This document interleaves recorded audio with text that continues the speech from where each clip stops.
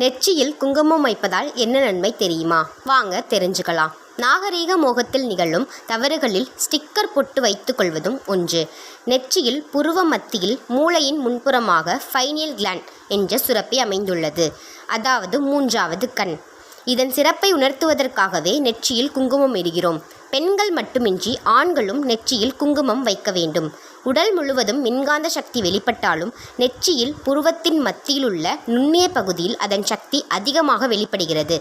இதன் காரணமாகத்தான் மனக்கஷ்டம் வந்தாலோ ஏதாவது ஒன்றை தீவிரமாக சிந்தித்தாலோ இந்த இடம் உஷ்ணமடைந்து தலைகணம் தலைவலி போன்ற பிரச்சனை உண்டாகிறது.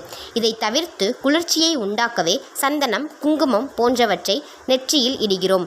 இதனால் உடல் மனோசக்தி வீணாகாமல் பாதுகாக்கப்படுகிறது. முகம் கலையோடு பிரகாசமாக திகழ்கிறது. பொட்டு வைப்பது என்பது அலங்காரத்திற்காகவும் ஆன்மீக காரணத்திற்காகவும் மட்டுமல்ல, ஆரோக்கியத்திற்காக